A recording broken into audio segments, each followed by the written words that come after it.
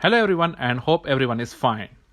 Today I am back with a new series of Simulink and MATLAB, and in this series we will study about the basics and how to use MATLAB or Simulink. Starting with Simulink, Simulink is a graphical user interface through which we can perform various operations related to control system, power system, communication, mechanical system, and many other fields. In the first video we will study how to plot the step function. For Simulink, first of all, run the MATLAB application.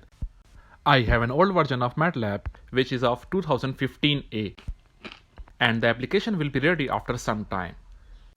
To access Simulink, you will find a Simulink library option in the tool strip. By pressing this option, you will get access to Simulink library, and a library of various functions related to control system, power electronics, aerospace, biomedical, and many other fields of engineering will be opened. The library is divided in two parts. First part represents categories and second part represents graphical options related to each category. At the top, we have a bar through which we can search any item.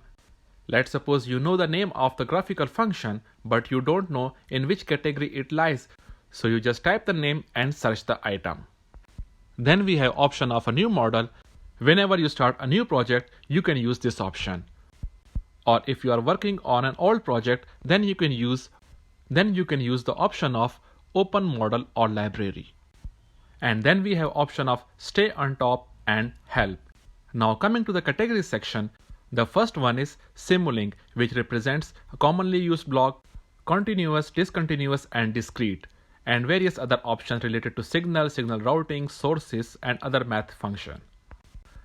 After Simulink, you will find various options related to aerospace, communication system, computer vision, control system, and many other related to your area of interest. We will continue this series in perspective of control system. So first of all, we will start with input signals commonly used in control system.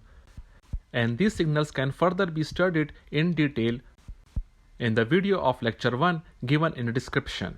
The input signals commonly used are step function, ramp function, parabolic function, and sine function. And today we will plot a step function. And for this we will explore the Simulink library for respective blocks. So if you drop down Simulink, you will find out sources. And by clicking on sources, you will find various GUIs, step function, ramp function, and the sine function. And if you don't know in which category the respective blocks will lie, you can simply search them by writing their name. Like for step function, we will enter step in the search bar, and on searching, we will find out various options related to step. It will take some time to search step in all the categories and subcategories. So here we have 16 results related to steps, and we will right click on this and use the option add block to the model untitled. By doing this, a new window will be open which will have a title of untitled, and we will build our new Simulink model here. You will find various options at the top and on the right side of the new model. We will explore all these options by time as we will move forward in the series of Simulink. Now we have a block of a step function, and to display the result graphically, we will use the block of scope. The scope block in Simulink is used to plot the graph.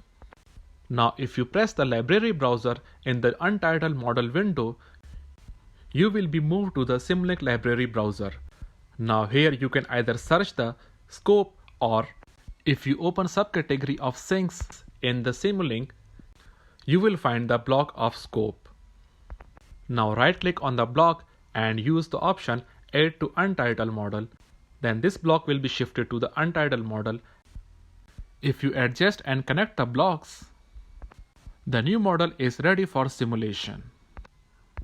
Now on the top, if you press the green run button, the project will be simulated.